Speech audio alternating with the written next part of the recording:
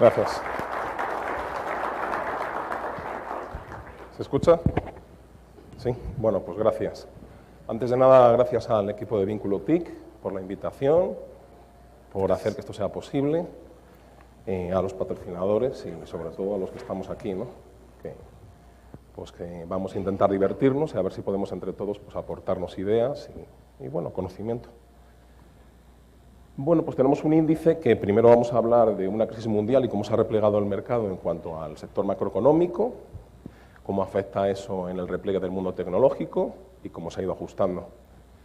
Daremos unos pequeños tips de pues, un plan de innovación que diferencia entre creatividad e innovación, cómo pensar nosotros en poder ser parte de esa creatividad para poder agregar valor a la institución, 3 casos de éxito, de los cuales puedo hablar porque he pedido permiso a los involucrados. En el caso de una caja de ahorros en España no puedo decir cuál es, pero sí dar las cifras, los datos, etc. Bueno, ¿cómo fue el año 2008? El año 2008 empezó lo que es la crisis y desde ese punto de vista pues el Producto Interior Bruto empezó a caer la liquidez, la solvencia de las empresas, la tecnología pasó de ser un commodity a una tendencia diferente y entonces pues se empieza a cambiar un poco el patrón de cómo la tecnología y el aspecto macroeconómico nos empieza a afectar. Hay empresas importantes que empiezan a generar valor en el mercado y otras tendencias y estas son las empresas que según Forbes pues, son las más innovadoras en el 2008, las 10 primeras de las 50 del mundo. Si podemos ver, pues hay compra de empresas, el mundo va pues, hacia el mundo verde, podemos ver que todavía hay empresas del sector industrial, hay empresas de tecnología y otras empresas están diversificando, como puede ser Sony o como puede ser Microsoft, que empieza a ir a otros sectores, ¿no? Si vamos al siguiente año, pues seguimos viendo que la economía, pues nos imaginamos, nos podemos acordar hace 3 años, los créditos y la liquidez de las empresas empiezan a caer, el Producto Interior Bruto y la demanda agregada empiezan a verse afectadas, la crisis ya empieza a ser un hecho importante y eso influye en que la inversión en tecnología pues bueno, repercuta en servicios, en productos y en lo que es el mercado. El desempleo empieza a ser un factor importante al aumentar, empieza a haber despidos, empieza a haber reestructuraciones, repliegues en el mercado, la economía empieza a afectar de otra forma. De hecho, la empresa más innovadora es el equipo de Obama, como las redes sociales te empiezan a dar información para que tú sepas lo que tienes que decir a tu público efectivo, tu target lo tienes muy claro y entonces lo tienes incluso diversificado y segmentado por cada uno de las respuestas que necesita cada una de esas personas. Es como una personalización.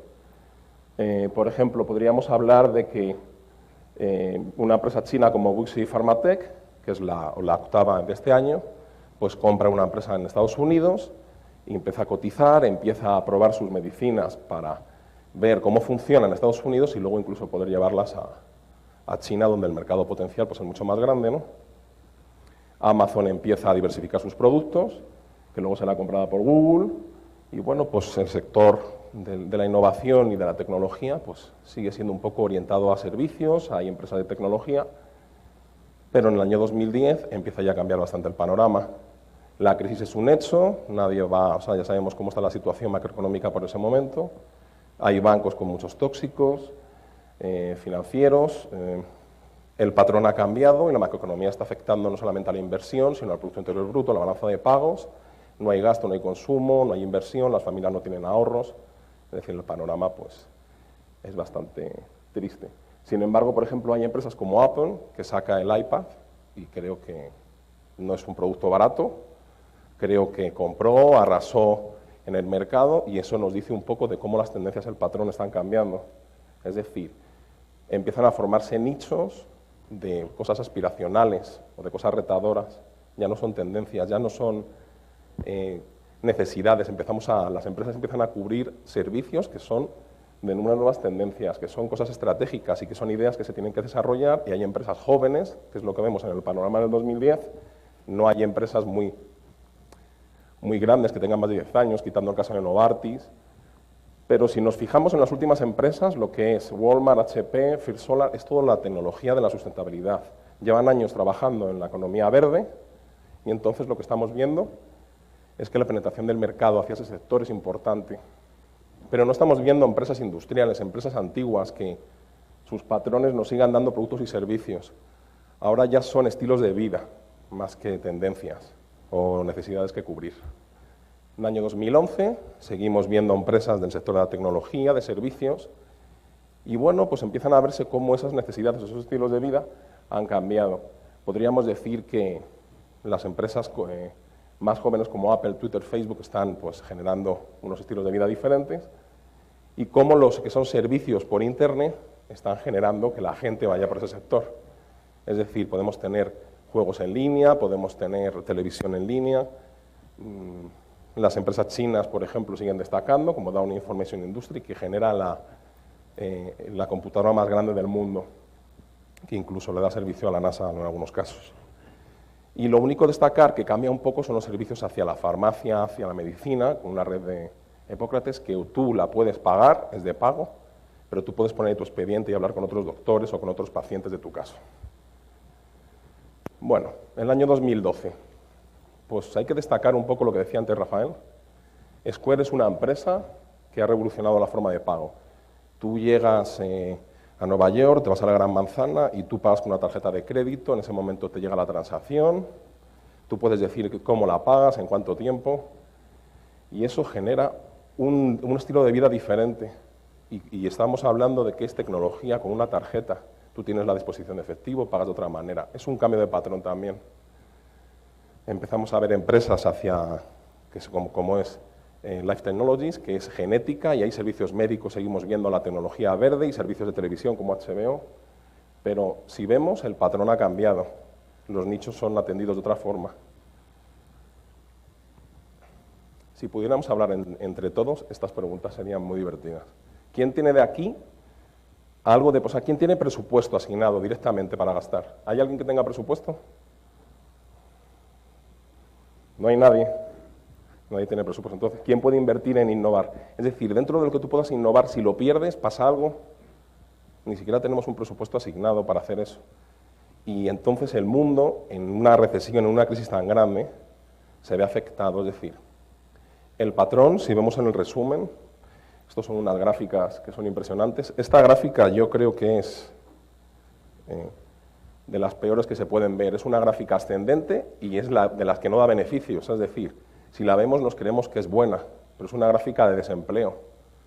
La línea roja es de los países que son desarrollados y podríamos decir que es ascendente y podríamos decir, bueno, por ejemplo, en México se encuentran los de vías de desarrollo según la OCDE y The Economist y es la misma tendencia, pero eso no es bueno porque tendría que verse en contraposición, tendría que ser hacia abajo, porque si el mundo desarrollado va hacia arriba en esa tendencia y México se está comportando igual, eso significa que no ha mejorado, que no ha sido capaz de crear, que no ha sido capaz de generar más empleo, una economía mucho más desarrollada. En cualquiera de los casos, pues, yo creo que no hay que ser un gestor de fondos para analizar estos gráficos. Esta, por ejemplo, es bastante palpable. Brasil y Estados Unidos tienen un crecimiento en importaciones y, bueno, pues, México se ve, por ejemplo, pues bastante dañada por todo lo que ha pasado en la economía, ¿no?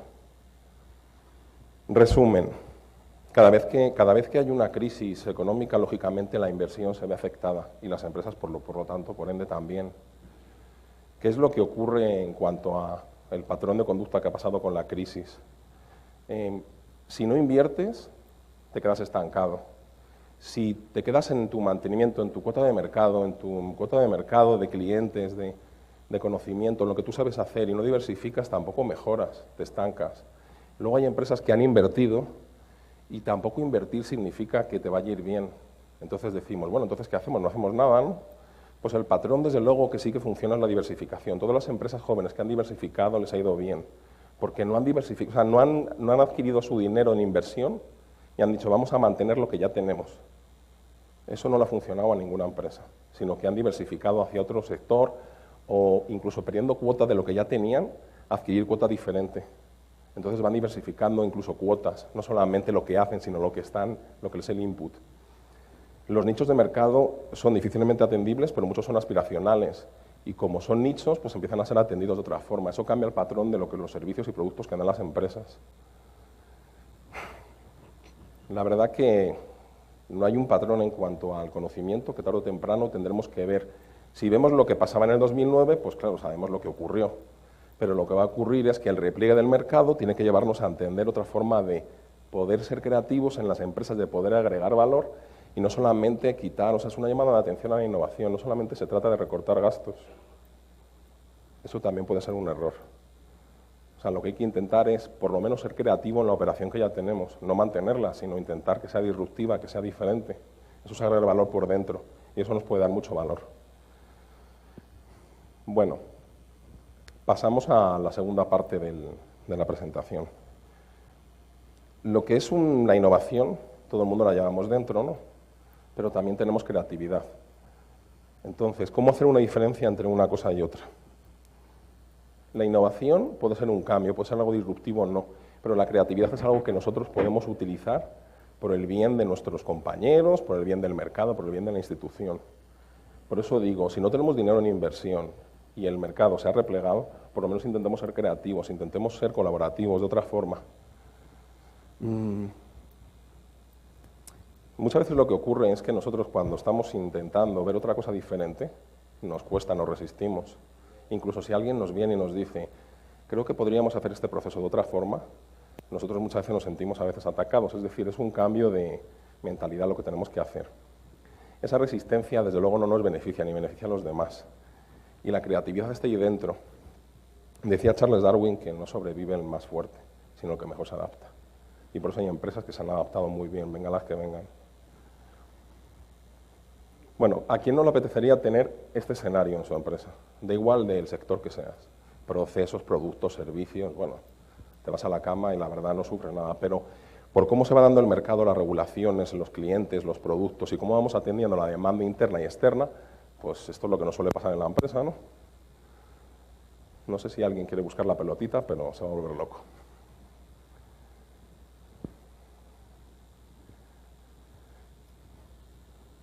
Yo creo que hay un punto importante en lo que es la innovación y la disrupción. Colaborar significa muchas veces poder agregar valor. Hay gente en las empresas que lo que es un proceso, un subproceso, lo sabe tan bien que sería la persona que mejor nos podría decir con qué elementos, incluso muy baratos, muy económicos o que están dentro de la empresa y se pueden cambiar de forma muy rápida, podríamos mejorar. Estas son cosas que hay que entender por dentro. Esa es parte de la creatividad y al fin y al cabo lo que genera es una innovación y un valor añadido. Podríamos poner los ejes de la innovación en cuanto a productos, personas, servicios, pero hay que pensar que a veces el largo plazo es fundamental porque tú puedes tener una idea que a lo mejor ahora la empresa no puede hacerla, pero ¿qué tal si nosotros ponemos un granito de arena y luego hay un compañero, un proceso, una normativa que nos ayuda a seguir desarrollando ese proceso? Es decir, cada uno tenemos que ir agregando poquito a poco para ser disruptivos en el cambio. Y al fin, si agregamos valor, la empresa va a ir bien, o nosotros estaremos mucho más eficaces en lo que es la rentabilidad de la empresa. Si nosotros hacemos un plan de innovación con lo que sería pues, una mesa, un comité de innovación, donde entran todas las empresas, o sea, todas las ideas de la empresa, que pueden ser parte de los clientes, el cliente interno, los compañeros, los jefes, la competencia, el mercado, las tendencias, y luego haces como si fuera una oficina de proyectos, es decir, haces la rentabilidad de la idea, ves si te va a dar una sustentabilidad, si es a largo plazo. A lo mejor tú puedes decir, esto no me da dinero, pero sí me hace diferente, o sí me ayuda en el branding. A lo mejor son ideas que en un año puedes tener 150 ideas y solamente puedes desarrollar por falta de recursos 15. Pero a lo mejor hay ideas muy concretas y muy pequeñas que a lo mejor de forma muy rápida nos podrían dar y de forma muy económica muchísima diferenciación o hacerlas en el largo plazo. Es decir, para hacer esta idea que son 8 pasos, 8 procesos, voy a hacerlo a 3 años. Y eso es ir preparando a la empresa también para agregar valor. Porque luego pues tenemos un montón de ideas, pero cuando nosotros tocamos partes de la empresa que no son verticales y son horizontales, a lo mejor estamos tocando cosas que luego requieren de otro punto de economía. Es decir, si yo quiero hacer algo en la empresa que es importante y que puede ser muy diferenciación, a lo mejor normativa necesita meter, por ejemplo, vamos a poner algo para entendernos, un software para controlar ese proceso. Y eso es otra inversión adicional, eso hay que tenerlo en cuenta.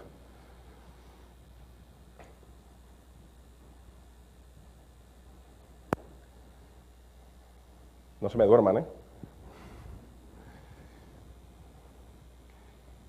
Yo creo que la innovación es un punto que, siguiendo lo que estábamos hablando antes, hay que saber hacerlo desde el punto de vista de un plan estratégico. Es decir, la innovación no es algo que podamos hacer como ideas y ya está. Es decir, hay que sentarse, tocar todas las divisiones y todas las áreas de la empresa para poder generar lo que es un embudo que genere unas ideas que hagan que haya una contraposición. Es decir, si hay una inversión tiene que haber un output después.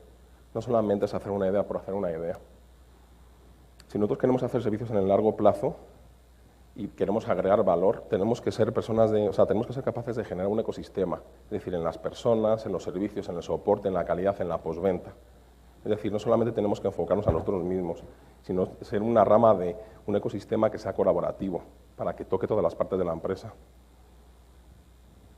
Hay dos puntos importantes, sin duda, en lo que es un plan de innovación. La implicación de la alta dirección es la parte más importante. Es decir, tiene que ser parte de la cultura, de los valores de la empresa, porque es el plan estratégico. Y luego hay una participación de todos. Esa cultura, esos valores son los que tienen que hacer que la dirección se tenga que poner incluso las pilas. Porque muchas veces eso viene de ideas de la gente, no de los propios directores. Entonces hay que hacerlo todo a largo plazo para generar una semilla. Voy a dar unos consejos, que lo primero, pues no ir muy rápido, porque pues a veces hacemos las cosas mal, ¿no? Y siempre tener un plan de escape. Lo primero que habría que preguntarse es, tenemos 1 millón de pesos para invertir en algo, que es un proceso de innovación. Vamos a verlo desde el punto de vista de investigación y desarrollo. ¿Qué ocurre si lo perdemos? ¿Pasa algo? Porque es 1 millón de pesos. Eso es lo primero que tenemos que preguntarnos. Y luego, si lo hacemos mal porque no hemos tenido en cuenta algo, ¿qué es lo que ocurre? Es decir, es dinero, es inversión. No está ahora mismo el momento macroeconómico como para hacer cosas por hacer. Eso ya se ha acabado, eso ya no es parte del patrón. Si nosotros queremos llegar a los clientes, podríamos decir, bueno, yo hago pues, cualquier proceso de innovación, no creo que las personas de la última fila puedan escucharle, pero si en un momento con una cosa tan sencilla podías llegar a 3 filas, ahora puedes llegar a 15. Y esto creo que no se le ocurrió a una gran empresa, esto debió ocurrírsele a cualquier persona, porque hay cosas que son de sentido común. Los individuos son súper importantes, pero yo creo que Messi no puede sacar el córner y rematarlo, ¿no?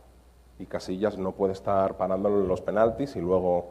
Es decir, creo que el conjunto es lo más importante, estar todos unidos. Hay cosas que son verticales, horizontales, pero al fin y al cabo, para hacer un plan de innovación tiene que ser transversal, que toque a todas las áreas del... O sea, desde la alta dirección a las personas e incluso a los proveedores. Todo es parte de un plan de innovación. Si nosotros no participamos en él, no somos capaces de agregar valor, pues podemos tener, pues bueno, pues hacer que nuestra empresa no continúe, no sea mejor. Si nosotros vemos todo este punto desde la individualidad, puede que destaquemos como individuos, pero lo importante aquí, es que nosotros seamos capaces de que nuestras ideas lleguen al mercado, que no solamente sea algo como yo fui el que di la idea, ¿no? Esto tiene que ser algo para que lleguemos a todas partes. No está el mercado ahora mismo ni las empresas como para poder llegar con la innovación a muchas partes, pero sí tenemos que intentar, en la operación que ya tenemos, ser creativos e intentar agregar valor. Hay muchas formas de innovar, si nos damos cuenta, ¿no? Y esto depende de nosotros, ¿no? Para no sentirnos como le pasaba a Neo en la madriguera, pues esto es una cuestión individual. Pero para ser individual y para poder agregar valor, lo tenemos que dar a los demás. No tiene que ser algo, no tiene que haber vergüenza, tiene que ser colaborar. Bueno, voy a explicar 3 casos, voy a intentar ir lo más rápido posible. Creo que hay cosas aquí que a lo mejor luego en la mesa redonda podríamos exponer y si hay alguna duda, pues la trabajamos. Cuando yo llegué en el 2009 a coincidir, era una empresa que tenía una Sofol, que iba a convertirse en Sofipo, tenía 200 empleados, 21 sucursales, ahora tiene 66, casi 1000 empleados, tuvo un crecimiento y una expansión enorme, muy agresiva. Yo cuando llegué, pues lo primero que me dijeron es que tenía que buscar un core bancario. Y eso son muchísimas cosas, no es una contabilidad de cartera, eso repercute, mucha gente lo sabrá, en muchísimos puntos. Con el plan de expansión tan grande que había, no daba cabida a que cualquier divisional o cualquier gerente pudiera agregar valor con la tecnología, no había tiempo. Entonces se hizo un plan para buscar un core bancario que al final lo que consiguió es que IT es el que hizo un plan estratégico de productos, servicios, de lo que íbamos a sacar al mercado, y sí que fue un aliado estratégico. No solamente fue de eso, sino de inversiones, cómo lo vamos a hacer en el tiempo, y qué quiere cada divisional, qué quiere la dirección, y cómo vamos a encontrar ese camino, ¿no? Bueno, todo el mundo sabe lo que es un core bancario más o menos. Entonces, pues bueno, todo el mundo lo que quería ahí en la empresa era el core bancario mejor, el más rápido, el más flexible, el que está basado en SOA, las últimas tendencias, pero cuando ves los precios, pues entonces ya no todo el mundo lo quiere, ¿no? Si nosotros miramos un core bancario y lo quiero poner rápido, puedes dejarte muchas cosas en el camino. Y si se trata de una sociedad financiera popular que luego va a pasar a banco y luego va a ser banca múltiple, es decir, hay que atender cosas ahora y hay que atender cosas en el futuro. Entonces vamos a hacer las cosas bien. ¿Cómo se hizo este proceso? Bueno, se empezó a ver cómo estaba funcionando el mercado, se empezó a ver cómo funcionaba el microcrédito en otros continentes, cómo funcionaba la captación, bueno, todo. Y bueno, pues empezaron a quedarse, pues algunos destacaron más que otros, ¿no? Bueno, estos son todos los módulos que tiene un core bancario en general. Y estos son los que había que poner inicialmente, sucursal, cajeros, todo lo que es recuperación, cobranza, mora, riesgos, todo análisis de la información. Podríamos estar horas aquí hablando de pequeños detalles de todo lo que hay que poner. Y luego pues hizo una segunda fase. Pero esto es como la carta de Reyes Magos. Cuando tú vas a los socios, que son los que tienen que aportar el dinero, y das esas cantidades, pues realmente es muy difícil de convencer, es lógico. O sea, si nos pusiéramos en su papel, pensaríamos igual. Hicimos un esquema inicial. Tenemos una parte de auditoría y de contraloría que siempre es mandatorio, o sea, es un must, hay que ponerla, hay que tenerla, ¿no? Tenemos una parte de originación, que es como un front, y una parte detrás, que es como el back. Es decir, no voy a descubrir la pólvora ni la rueda, todo el mundo sabemos cómo funciona esto. Pero hay una forma de llegar con el call center o con servicios, o lo importante aquí es cómo originar, o con qué velocidad tenemos información del cliente, o cómo podemos llegar mejor con servicios. Se hicieron como dos partes diferenciadas, una, lo que es la originación, estamos hablando de créditos, de microcréditos y productos de pasivo de captación y de ahorro. Entonces, si tú tienes que aportar, o sea, tienes que tener remesas, chequera, pago de servicios, tienes que tener una originación rápida, flexible, porque estás en 5 localidades diferentes, en 5 regiones muy distantes, tienes que poder llegar en tiempo real, tienes que intentar ser capaz de ser rápido, ¿no? Y luego pues tenemos lo que es la parte de contabilidad, de cartera, la contabilidad financiera, contable del banco, ¿no? Luego tenemos cajeros, puntos de venta. Entonces, ¿qué se hizo? Se enfocó a dos partes diferentes. Se puso un CRM. ¿Por qué se hizo un CRM? Para tener una visión de todos los referidos, de los prospectos, de las oportunidades, y todas enfocarlas a una estrategia, hacia cómo coloco, hacia cómo vendo, hacia cómo ser más rápido, qué estrategia tengo que tener este mes. Si tengo una visión inicial 360 grados del cliente, me estoy ahorrando muchos pasos.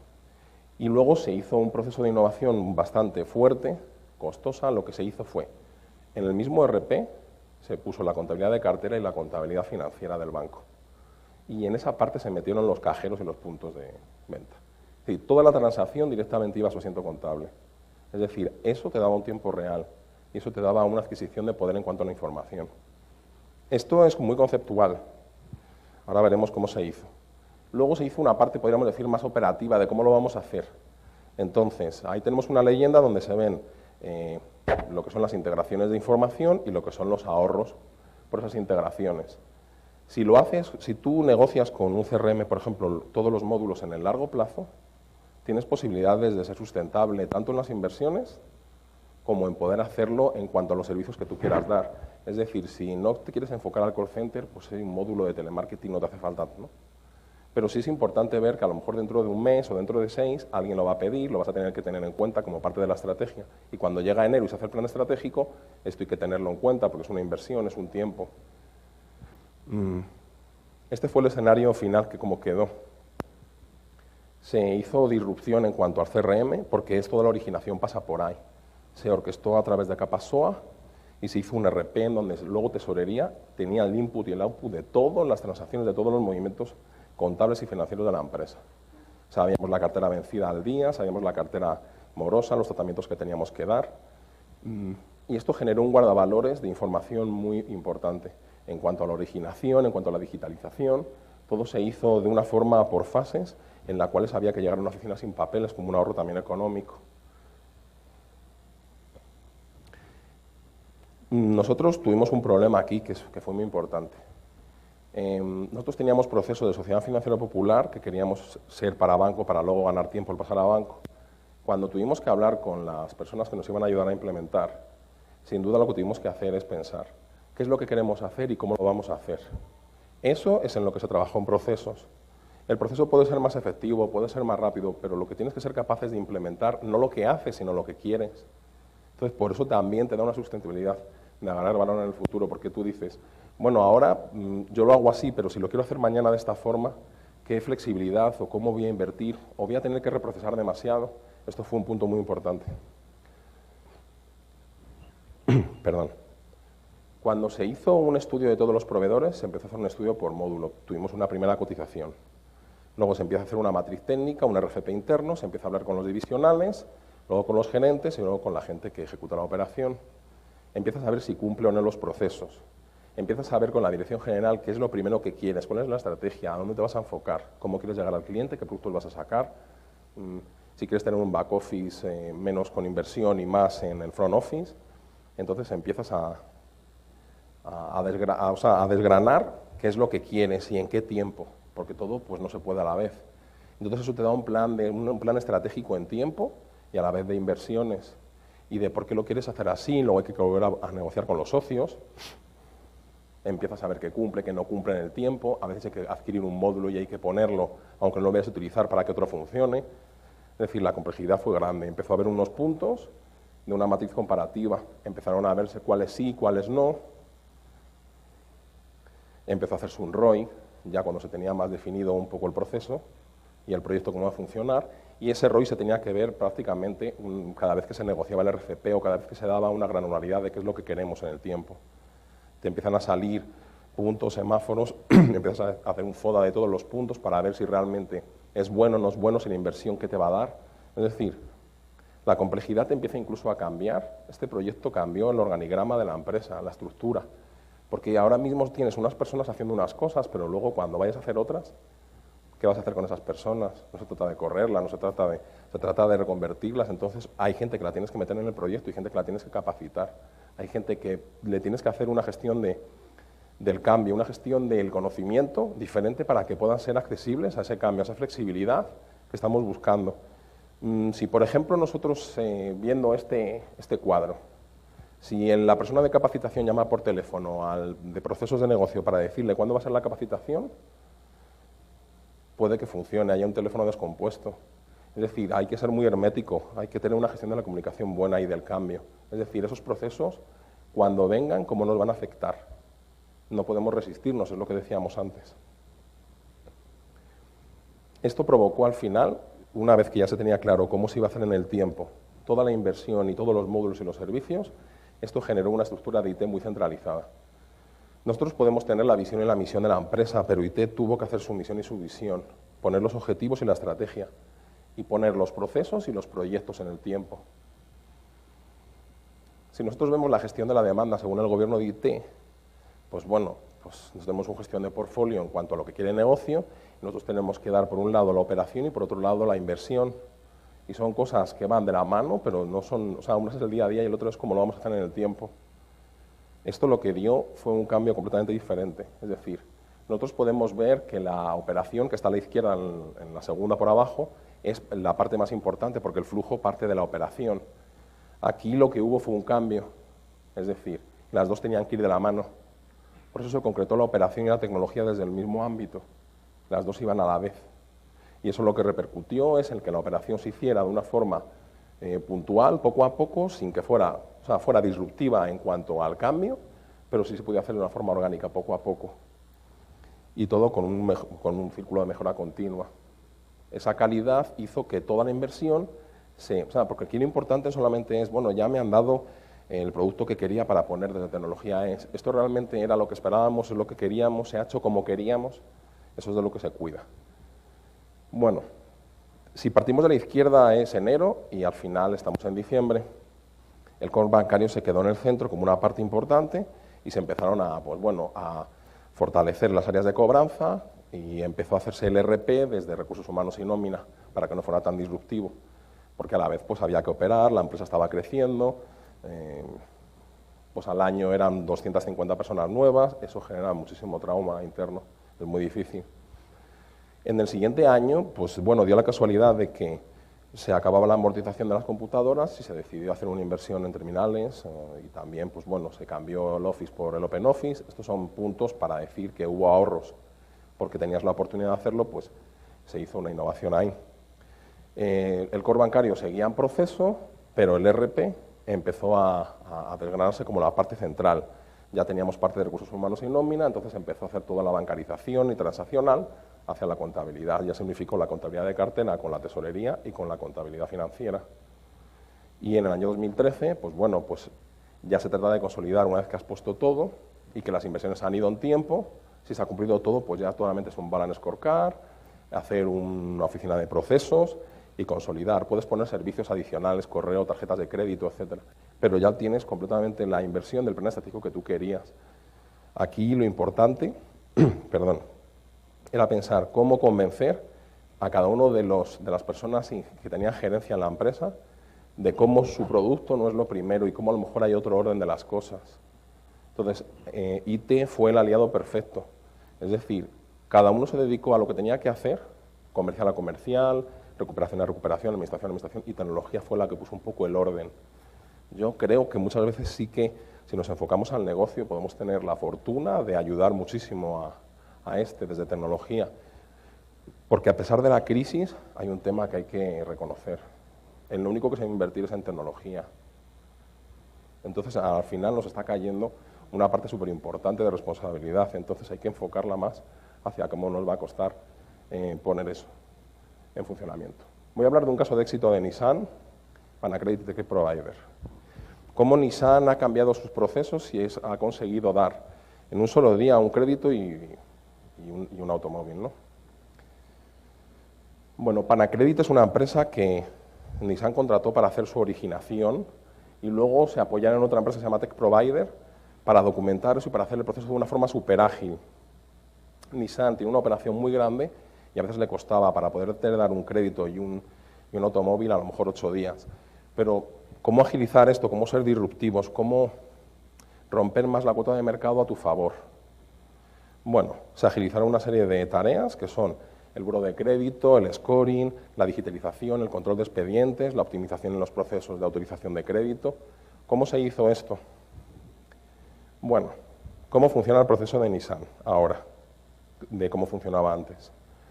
El punto de distribución tiene firmado del cliente su proceso de crédito y entonces empieza a documentar todo. Lo digitaliza y eso queda en una plataforma que tengo por aquí, ahí está, donde te va diciendo el estatus de cada uno de los documentos que tienes que aportar para que te lo den. Tú vas y dices, quiero este auto blanco, y si tú llevas la orden, firmas la autorización, te miran el scoring, te hacen... Con estos documentos que son muy sencillos, te lo podrían dar en 2 horas. ¿Por qué? Porque antes lo que había era capturistas y había mucho reproceso, había mucho overflow manual. Ahora, con un dispositivo, en prácticamente 10 minutos tienes toda esta documentación digitalizada y la tienes bien. Mientras tú estás haciendo el punto de venta, por detrás los analistas lo que están viendo es si la firma concuerda, si realmente el scoring está funcionando y el crédito también. Si realmente funciona y te da un scoring positivo, en ese momento ya empiezas a hacer la autorización del crédito. Porque ya no existen capturistas, ya hay un proceso está completamente automatizado.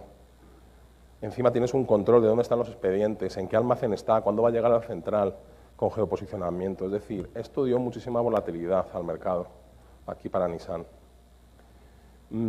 Antes podían tardar incluso 8 días en dar un crédito.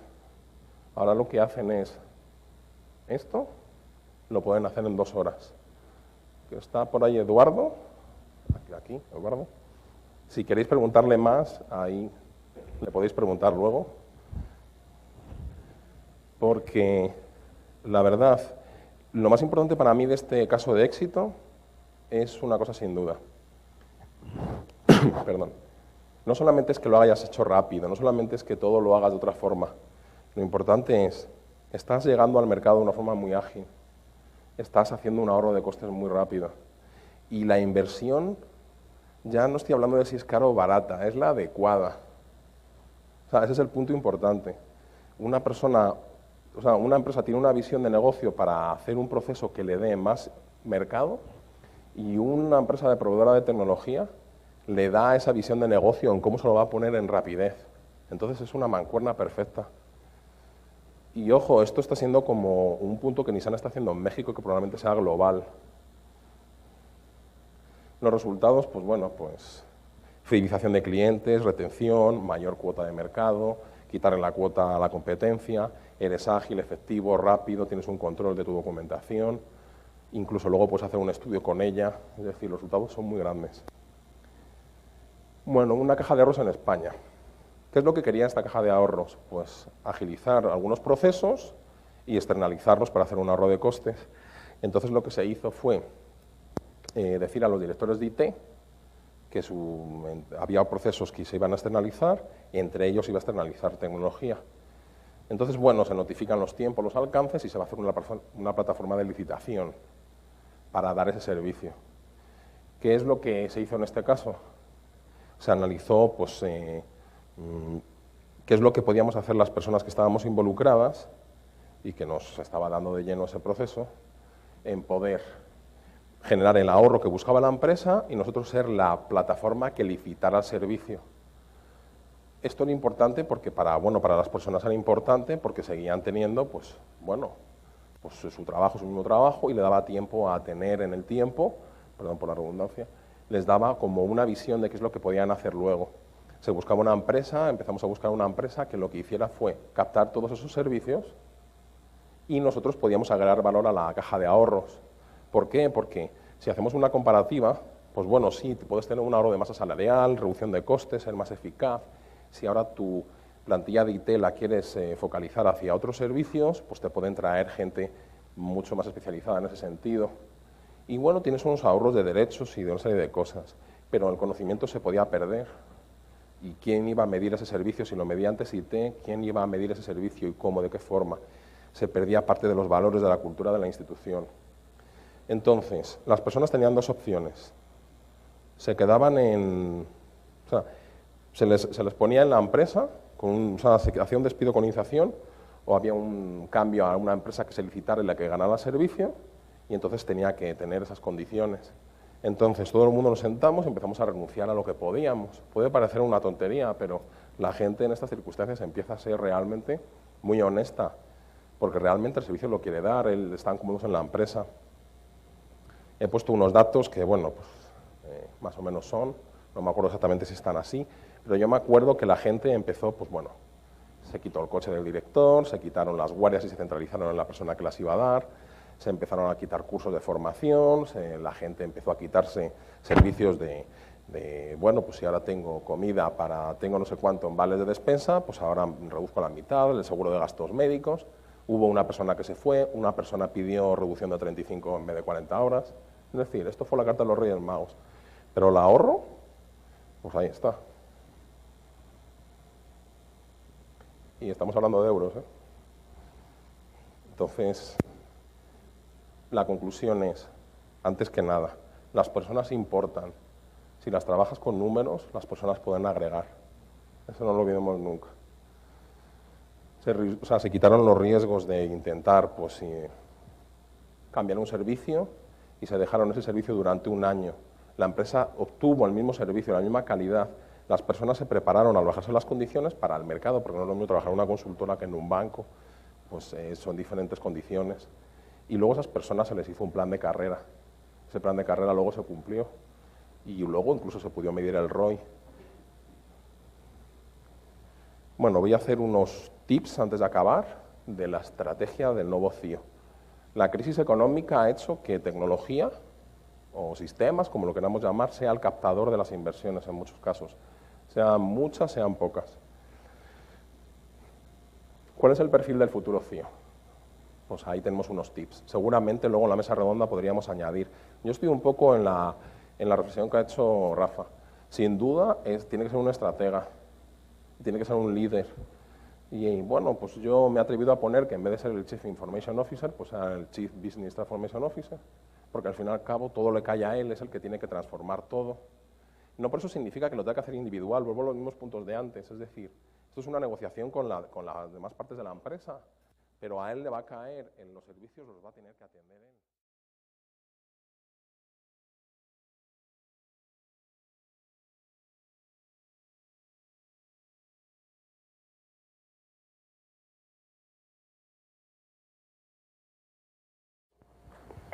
Gracias. ¿Se escucha? Sí. Bueno, pues gracias.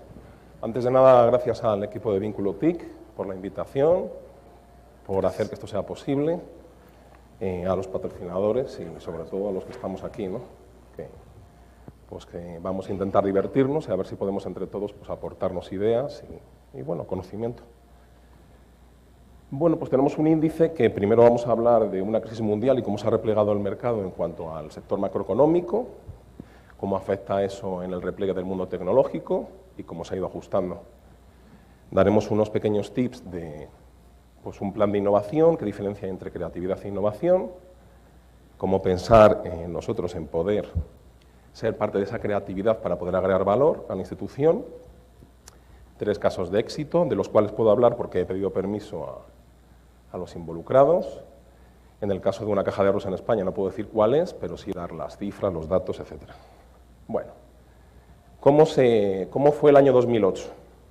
El año 2008 empezó lo que es la crisis y desde ese punto de vista pues el Producto Interior Bruto empezó a caer la liquidez, la solvencia de las empresas, la tecnología a tu público efectivo, tu target lo tienes muy claro y entonces lo tienes incluso diversificado y segmentado por cada uno de las respuestas que necesita cada una de esas personas. Es como una personalización. Por ejemplo, podríamos hablar de que una empresa china como WuXi Pharmatech, que es la octava de este año, pues compra una empresa en Estados Unidos y empieza a cotizar, empieza a probar sus medicinas para ver cómo funcionan en Estados Unidos y luego incluso poder llevarlas a China, donde el mercado potencial pues, es mucho más grande, ¿no? Amazon empieza a diversificar sus productos, que luego será comprada por Google, y bueno, pues el sector de la innovación y de la tecnología pues sigue siendo un poco orientado a servicios, hay empresas de tecnología, pero en el año 2010 empieza ya a cambiar bastante el panorama. La crisis es un hecho, ya sabemos cómo está la situación macroeconómica por ese momento, hay bancos con muchos tóxicos, financieros, el patrón ha cambiado y la macroeconomía está afectando no solamente a la inversión, sino al Producto Interior Bruto, a la balanza de pagos. No hay gasto, no hay consumo, no hay inversión, las familias no tienen ahorros, es decir, el panorama pues, es bastante triste. Sin embargo, por ejemplo, hay empresas como Apple, que saca el iPad, y creo que no es un producto barato, creo que compró, arrasó en el mercado, en línea. Las empresas chinas, por ejemplo, siguen destacando, como Dow Information Industry, que genera la computadora más grande del mundo, que incluso le da servicio a la NASA en algunos casos. Y lo único a destacar que cambia un poco son los servicios hacia la farmacia, hacia la medicina, con una red de Hipócrates que tú la puedes pagar, es de pago, pero tú puedes poner tu expediente y hablar con otros doctores o con otros pacientes de tu caso. Bueno, el año 2012, pues hay que destacar un poco lo que decía antes Rafael. Square es una empresa que ha revolucionado la forma de pago. Tú llegas a Nueva York, te vas a la Gran Manzana y tú pagas con una tarjeta de crédito, en ese momento te llega la transacción, tú puedes decir cómo la pagas, en cuánto tiempo, y eso genera un estilo de vida diferente. Y estamos hablando de que es tecnología con una tarjeta. Tú tienes la disposición de efectivo, pagas de otra manera. Es un cambio de patrón también. Empezamos a ver empresas como es Life Technologies, que es genética, y hay servicios médicos, seguimos viendo la tecnología verde y servicios de televisión como HBO, pero si vemos, el patrón ha cambiado, los nichos son atendidos de otra forma. Si pudiéramos hablar entre todos, estas preguntas serían muy divertidas. ¿Quién tiene de aquí algo de, quién tiene presupuesto asignado directamente para gastar? Ya era, pasó de ser un commodity a una tendencia diferente, y entonces se empieza a cambiar un poco el patrón de cómo la tecnología y el aspecto macroeconómico lo empieza a afectar. Hay empresas importantes que empiezan a generar valor en el mercado y otras tendencias, y estas son las empresas que según Forbes son las más innovadoras en el 2008, las 10 primeras de las 50 del mundo. Si podemos ver, hay compra de empresas, el mundo va hacia el mundo verde, podemos ver que todavía hay empresas del sector industrial, hay empresas de tecnología y otras empresas se están diversificando, como puede ser Sony o como puede ser Microsoft, que empieza a ir a otros sectores, ¿no? Si vamos al siguiente año, seguimos viendo que la economía, nos imaginamos, nos podemos acordar hace 3 años, los créditos y la liquidez de las empresas empiezan a caer, el Producto Interior Bruto y la demanda agregada empiezan a verse afectadas, la crisis ya empieza a ser un hecho importante y eso influye en que la inversión en tecnología pues bueno, repercuta en servicios, en productos y en lo que es el mercado. El desempleo empieza a ser un factor importante al aumentar, empieza a haber despidos, empieza a haber reestructuraciones, repliegues en el mercado, la economía empieza a afectar de otra forma. De hecho, la empresa más innovadora es el equipo de Obama, como las redes sociales te empiezan a dar información para que tú sepas lo que tienes que decir, y eso nos dice un poco de cómo las tendencias, el patrón están cambiando. Es decir, empiezan a formarse nichos de cosas aspiracionales o de cosas retadoras, ya no son tendencias, ya no son necesidades, las empresas empiezan a cubrir servicios que son de unas nuevas tendencias, que son cosas estratégicas y que son ideas que se tienen que desarrollar, y hay empresas jóvenes, que es lo que vemos en el panorama del 2010, no hay empresas muy grandes que tengan más de 10 años, quitando el caso de Novartis, pero si nos fijamos en las últimas empresas, lo que es Walmart, HP, First Solar, es toda la tecnología de la sustentabilidad. Llevan años trabajando en la economía verde y entonces lo que estamos viendo es que la penetración del mercado hacia ese sector es importante. Pero no estamos viendo empresas industriales, empresas antiguas que sus patrones nos sigan dando productos y servicios. Ahora ya son estilos de vida más que tendencias o necesidades que cubrir. En el año 2011 seguimos viendo empresas del sector de la tecnología, de servicios, y bueno, pues empiezan a verse cómo esas necesidades, esos estilos de vida han cambiado. Podríamos decir que las empresas más jóvenes como Apple, Twitter, Facebook están pues generando unos estilos de vida diferentes, y cómo los que son servicios por Internet están generando que la gente vaya por ese sector. Es decir, podemos tener juegos en línea, podemos tener televisión en